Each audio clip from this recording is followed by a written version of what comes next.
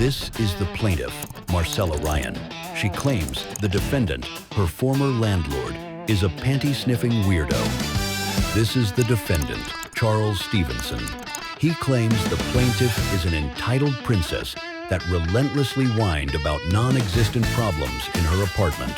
Permanent judges Anush Hakimi and Peter Shariari are joined by civilian guest judge Jill Rossi, a licensed psychologist who has a real talent for getting into the twisted and often disturbed little minds of the litigants. You may be seated. Good morning, ladies and gentlemen. I want to thank you for bringing your case to the Court of Maximum Justice, where if you break the terms of your lease, you can be locked out permanently on your good reputation. Okay, welcome. Now, I've read the complaint and the answer. Ms. Ryan, you were renting an apartment from Mr. Stevenson over here.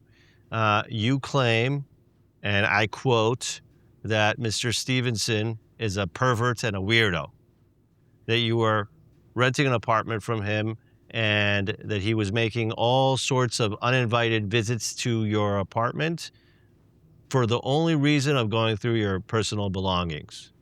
You're claiming that he invaded your privacy, and so you left your tenancy early.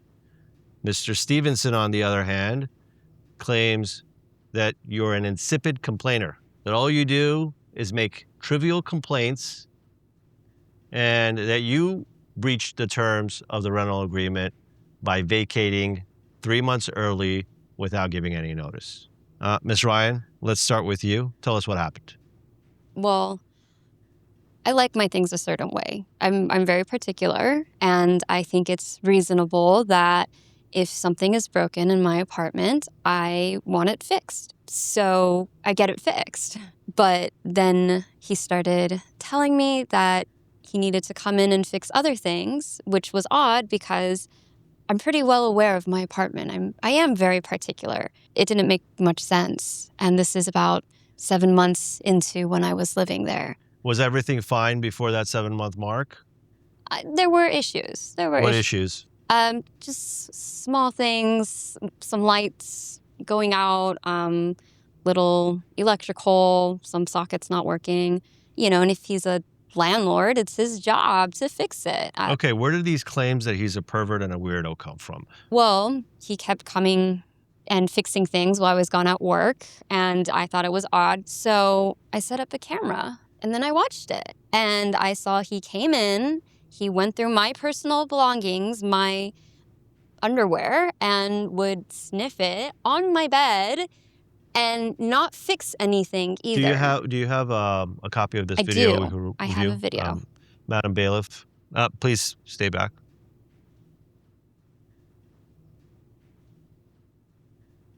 Let's take a look at this video.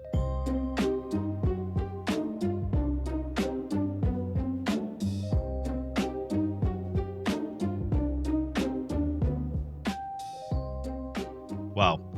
Okay. Mr. Stevenson, are you aware of the existence of this video? If you're not, we could have you take a look at it. Madam Bailiff, please show the video to Mr. Stevenson. I am unaware. I would like to object to prejudicial and foundation. Did you record this video? Yes. Okay. There's the foundation. Something's prejudicial if its probative value is less than the amount of prejudice that you would receive. Is that you in that video, sir? It appears so. Okay. I'm not a forensic expert, but that looks like you. You're standing before us, and that looks like you in the video. You may hand the plaintiff her phone back. Okay. Mr. Stevenson, let's hear from you. Tell us what happened here. I am the landlord, owner of the fine Aloha Gardens apartment. My tenant here always had constant complaints, fixing appliances that didn't need to be fixed. Okay, you got to be more specific. What appliances did she want you to fix? Oven, refrigerator. And these were going on for seven months while she was there. And we go in and we check and it's fine. Make complaints about the garbage chute. Garbage chute smelling. Now, Aloha Gardens does smell like roses, but a garbage chute I can't change the smell of that. Did she advise you that she was having any problems before she vacated the residence? None. Okay, so this came as a surprise to you. Well, I mean, other than the normal complaints, we had other tenant issues with gas and electrical issues, and That's all fine and well. Mr. Stevenson, what possible maintenance purpose could you have for going into her clothing drawer? Well, like I said, we had gas issues, so when I entered the apartment, I took a quick sniff. No gas. I wanted to explore further. Yeah, but the video shows you sniffing her clothes What? and then laying on her bed. How do you explain that? That is very bizarre, sir. Is it not? I would like to argue that undergarments are. Okay, I've heard enough from you. Miss Ryan, did you file a police report? I did. Okay. Do you have that with you? I do. Madam Bailiff, could you please grab that? Thank you. I have no further questions, Judge Peter. Thank you. Mr. Landlord, how many units do you oversee in the Aloha Gardens apartments? We have 25. 25 units. And how many of those 25 units do you smell the undergarments of the tenants? I would. Don't answer that question. Let me ask you another one. What did it smell like? At the Aloha Gardens apartment, everything smells like roses. No. What did her underwear smell like? I believe I just answered. Everything smells like roses at the Okay. Aloha Gardens I bet. apartment. You say that the reason for the maintenance visit on that particular day, you said it was a gas leak? Correct. Okay. And was there any gas? No, after I searched, I found no evidence of a gas leak. Including in and around her undergarments? Only roses. Are you married, sir? I am not. Ma'am, would anyone else have a reason to have the key to your apartment? No, And who lives there at the apartment? it's just me. Where are you residing now? What is the address in case he may want to come over and smell something? No, I'm just joking with you. When the police arrived, did you speak with the police? Yeah. Okay. And, sir, did you have an opportunity to speak with the police? I did. Can we have that exhibit now, Exhibit B, shown? Okay. There you go. Thank you. Do you have a copy of that exhibit?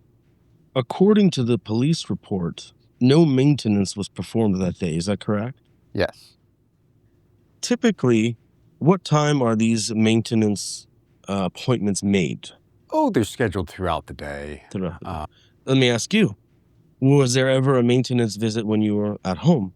No. They always happen to occur when you're out of home, Yes. by chance. Yeah, I work from 9 to 5. All right, no further questions. Judge Rossi? Mr. Stevenson, help me understand. You say that you were annoyed that Miss Ryan had a lot of demands of your time for maintenance, and yet you voluntarily gave more maintenance time to this tenant. Can you help me understand, make the connection of your complaint versus then your action of extra maintenance calls? Well, the issues didn't just arise from hers. We have surrounding units, and some of those other units were affected, and I needed to make sure that hers was not. So if we were to interview those other tenants that you claim had similar issues, they would corroborate that story? They would. Okay. Okay. So also help me understand how going into this tenant's apartment and going through her private drawers and sniffing her underwear is maintenance. The gas leak, I was afraid, spread to the bedroom. The heating vent was angled at a way that went right towards the panties. So as a safety precaution, I took a hold of the panties. Okay, and thank you. Miss Ryan, did you ever consider taking some time out of your workday to be there during these maintenance calls? I don't think that it's very fair that I have to stop working my hard job to pay my rent to deal with what shouldn't be an issue. And Miss Ryan, have you ever had any complaint against you from another management of any other apartment building? I've never had anybody tell me that I can't request maintenance requests in my apartment to my landlord. Okay, thank you. Any further questions? No. All right. We're going to take a brief recess, and we're going to come back with our verdict. Thank you, folks. All rise.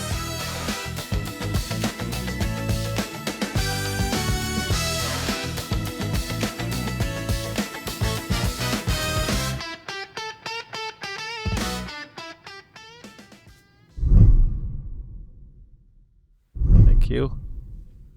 Thank you. Yep. Occasionally you meet a sniffer in life. Well, yeah, but we can't judge anybody. No, I mean, who's to say sniffing is wrong? Sniffing is wrong. What is going on in this guy's head? That's what I want to try to understand. Some people, they say they have like an overdeveloped olfactory part in their brain. Maybe he's part bloodhound. Feels more like amygdala problems to me. Yeah. Yeah, he has a compulsive disorder. Yeah. Is that what it is? It's compulsive, right? Oh, for sure, because he knows it's wrong. It's kind of weird. I mean, I never was into sniffing. I don't even like the way I smell. Someone like this, a dangerous person.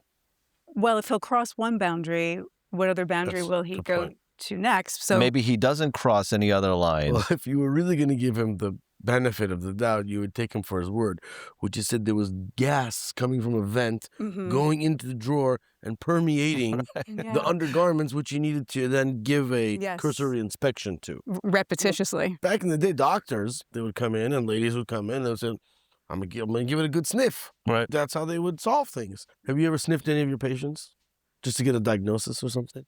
I'm not sure if I should answer that question, but sometimes the odor of a patient would come towards me, and it Oh, would. what could explain that? Yes, I feel that it could be a HIPAA compliant problem for me to say more. No, So, it's like you're not releasing the guy's name. Listen, we're attorneys. We know what's oh, we're so I should trust you. make up a name.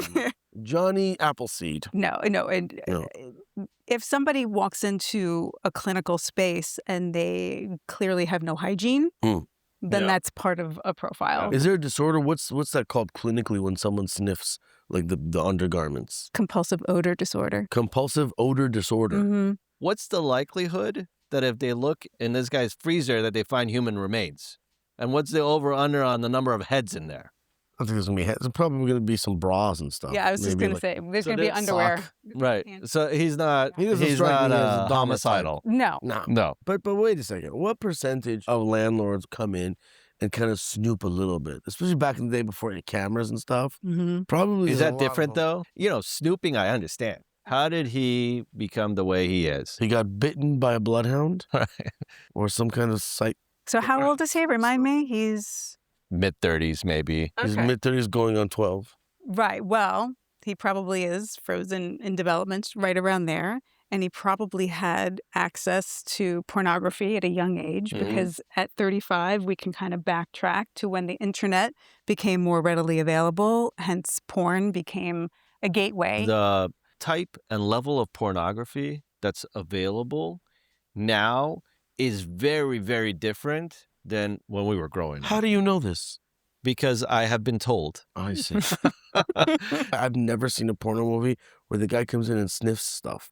And we all should have freedom to do what we want unless it's too weird in this country. Well, unless it infringes on the rights of another person, which is what has Right. happened here. As a woman, I'm the Yes. one woman in the group here. Yes. I got to Yeah. say that it feels very different for a female Yes. when a male is doing something unexpected, not agreed upon, and that breaches a contract. I'm just going to put this out there. Yeah, I'm just going to put it out there. put it out there. If the situation was reversed, Yeah. I don't think I would be offended.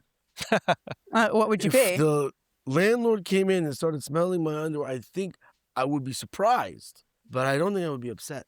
Peter. You know, No, I mean, I have not been desired in that way before. So it would be a new experience for me. I would relish it. But I think maybe the second time I wouldn't like it. Yeah. So Yeah. so how are fetishes developed? The Greeks were right about something. It's the mother. Hey. So the thing about a fetish or any behavior that becomes distorted or where you could say it's pathologized, it usually comes out of an unsatiated or unmet need in childhood, and everybody's got them. What kind of need would manifest itself in the need to smell a woman's bra?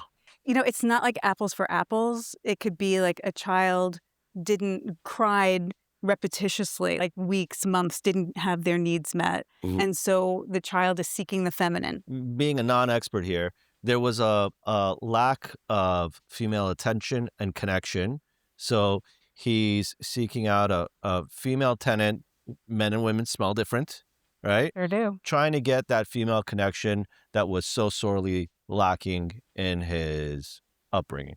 Is this guy an actual threat? I want to stick to the fact that he broke the contract and violated her rights. And to me, that's enough to hold him accountable for what he did so that he knows, just like maybe he is like a 12-year-old on the inside and a 12-year-old learns from, oh, if I do this, I meet this consequence, so let me not do that.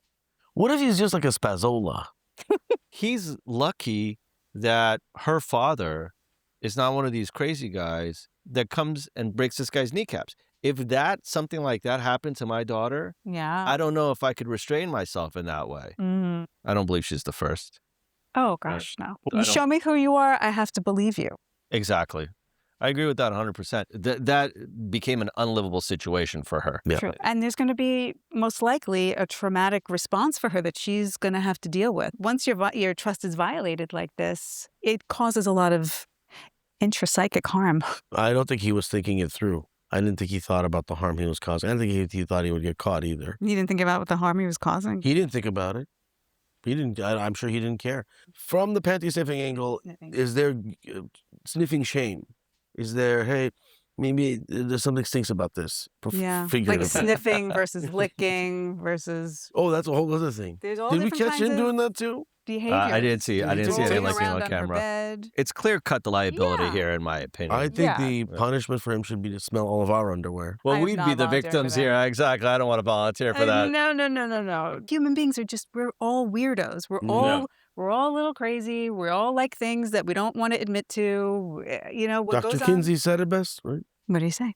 He was the one who wrote that book about sexuality in the 1950s. Yes. And he was a biologist. He looked at Drosophila flies originally. No two Drosophila flies, after looking at hundreds of thousands of them, looked the same. Their wings were completely different. Their legs were completely different. And he thought that sex must also be the same thing, that there's no such thing as straight and gay, that there's no such thing as... It's a spectrum of every kind of behavior you can imagine. And he was the first one who actually exposed that. When a person does what he did, it's more about power than sex. We see a lot of that. We see a lot of that in court. Somebody once said, everything from the job you get to the clothes you wear to the car you drive to the way you act, everything is about sex. Except... That's pretty Freudian of you. Except for sex. Right. Which is about power. So something totally different. The Romans, I think, had it right from the get-go. Oh. For them, the passive and aggressive was the most important feature of the sexual act, not necessarily the male or female. Okay. What made sex hot was when they understood that landscape and felt it. Right. But look where the Romans are today. Right. So, okay, guys, I think we're all kind of on the same page, right? I think so. Yes, I smell a verdict. Okay.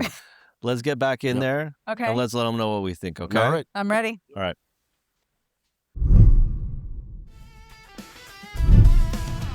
Remain seated. Come to order.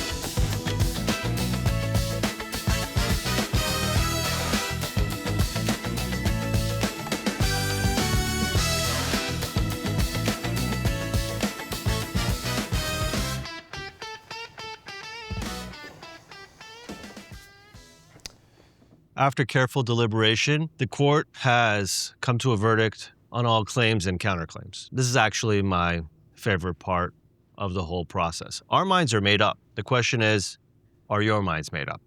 Okay? What you will see is that I have two envelopes in my hand. In each of these envelopes is a card.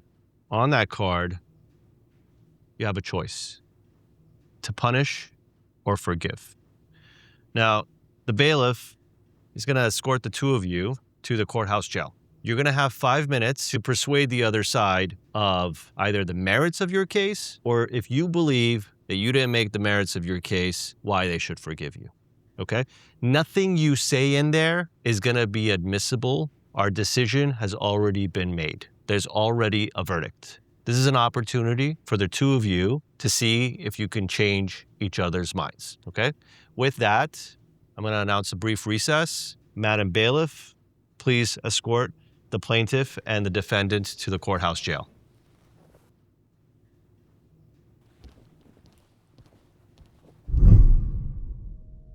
Well, you have been caught red-nosed.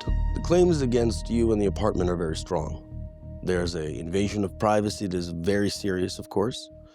I'm sure people that are going to apply to live at the Aloha Gardens apartments in the future are going to be looking at this case and wondering what's going to happen. It's very interesting. So, which way are you leaning? Do you want to punish or forgive? Remember, each choice has a consequence.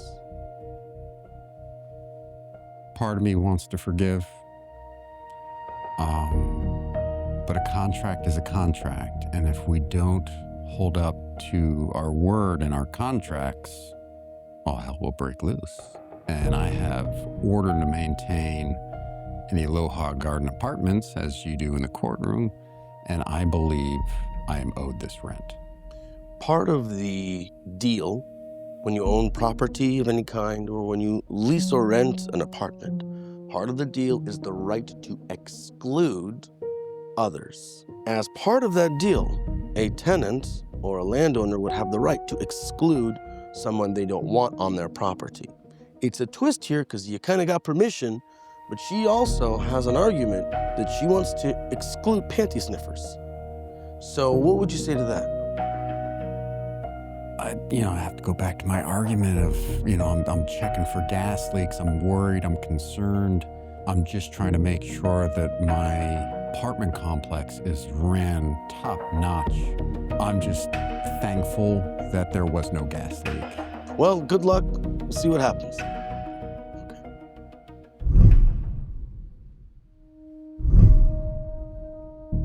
Ms. Ryan, you're quite safe. The bailiff is here, but you're gonna have to eventually speak with the landlord. Do you forgive? Do you punish for what allegedly he did to you by invading your privacy? He has the same choice. Forgive or punish for you allegedly breaking the lease impermissibly. It's not an easy decision. In some countries, if you break a lease, you can be put into jail. Fortunately, this is not one of those countries. God bless America. But there are still financial consequences. So what are your thoughts? I mean, I don't think I did anything wrong. I felt in danger. And as a woman, I think that should be understood. Yeah. Are you happy in the new place you're at? For now. I mean, it was sudden for me too, so I'm not officially settled yet. Okay. No one's smelling your clothes there, are they? No. Oh, okay, good. So, what are you leaning towards here in your decision? Punish or forgive? I mean, I'm a very forgiving person, but to me, this is a violation of my privacy and my safety. And if he doesn't learn now, he's going to do it to other people. So I think he needs to be punished to learn his lesson. I cannot even imagine what you went through. I can't imagine being in your shoes or in your underwear. I can't imagine what would that be like. But I can't imagine it would be pleasant. And so I understand. I understand your predicament. Best of luck to you, okay? Thank you. All right.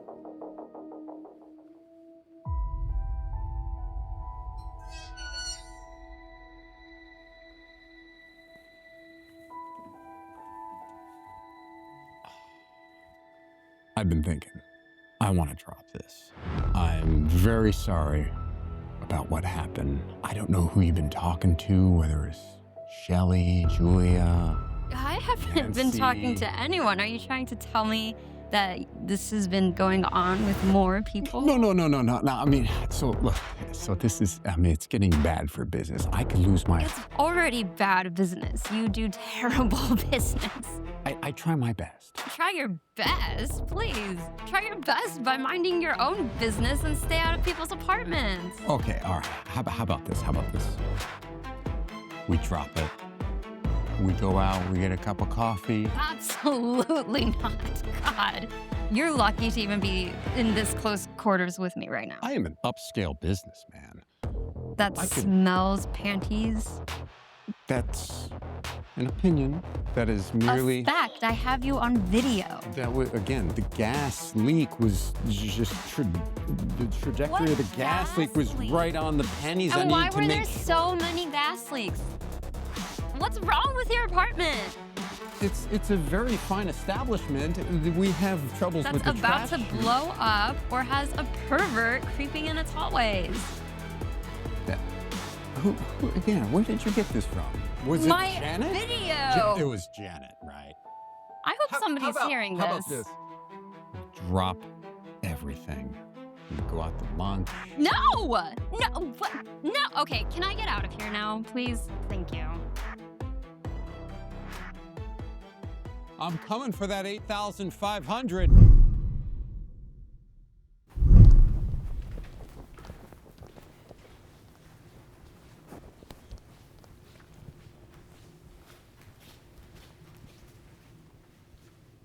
Welcome back. By the looks on your faces, it appears to me that you didn't hug it out. No? Okay. You will see in front of you are the envelopes of fate. Please open them. Privately select whether you choose to punish or forgive the other side. Make sure your opposition doesn't see it. And put it in the envelope and hand it to the bailiff. Madam Bailiff, please collect the envelopes.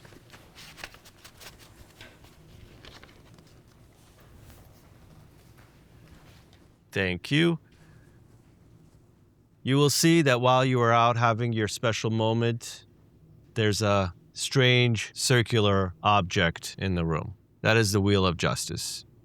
Judge Peter, you care to say a few words about the Wheel of Justice? The wheel of justice, round and round it goes. Where it stops, nobody knows. That wheel represents different kinds of punishments that will be given to the loser. The winner will have a big smile on their face, as will the rest of us. The wheel will spin, and we don't know where it will land, but we do know one thing. Wherever it lands, it's going to be a lot of fun. Madam Court Reporter, would you be so kind as to bring the Wheel of Justice front and center, please?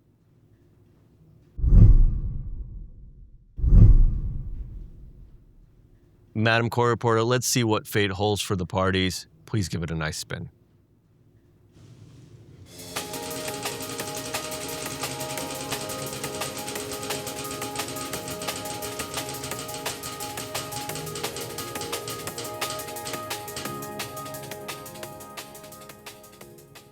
Madam Court Reporter, what was the punishment? Pie in the face. A pie in the face. Judge Peter, care to explain? Okay, with that thorough legal explanation, we are going to take a brief recess while the punishment station is set up. Okay, Ms. Ryan, Mr. Stevenson, you can see that the punishment station has been set up. Momentarily, one or both of you is going to be getting a pie or two or three in the face. Okay? Before we get to the verdict, let's see what you guys chose for each other. Mr. Stevenson, I'm going to open your envelope first. Surprising that based on everything that's happened, you still elected to punish Miss Ryan. Okay, Miss Ryan, let's look at your envelope. Wow. This is vociferous. Miss Ryan clearly chose to have you punish Mr. Stevenson. So now let's look at your claims. Mr. Ryan, you are correct that the plaintiff was in technical violation of the terms of her rental agreement. She was required to stay there 12 months, and she vacated early. That's a technical breach. However, in California and in most other states, when a landlord does things to make it incredibly uncomfortable for a tenant to continue to reside in a unit, that is called a constructive eviction. Now, we're going to look at the invasion of privacy claim Ms. Ryan brought. If she established her claim, then that would be a pure defense to your breach of contract claim. Do you understand that, sir? Yes.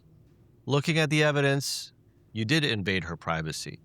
You went into an area where she had an expectation of privacy, and you acted in a manner that was unconscionable, unreasonable to an ordinary person. She had an expectation of privacy in her clothing drawer. There was no reason for you to be there, sir. Judgment is entered in favor of the plaintiff. Mr. Stevenson, the plaintiff is ordered to throw no less than 3 pies in your face. It is so ordered. Ms. Ryan, please proceed. Mr. Stevenson, please proceed. Ms. Ryan, hit him with your best shot. I'm very sorry.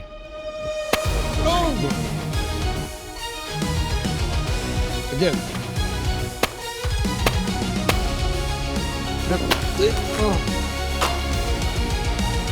And the last one. The pennies smelled like. Now that is Cream. what I call maximum justice. Did you learn something from today's exercise, Mr. Stevenson? I learned that the Aloha Gardens will forever stand and justice has been served. Okay, Ms. Ryan, are you satisfied? I'm pretty satisfied. Okay, perfect. The court is adjourned. Have a nice day, folks.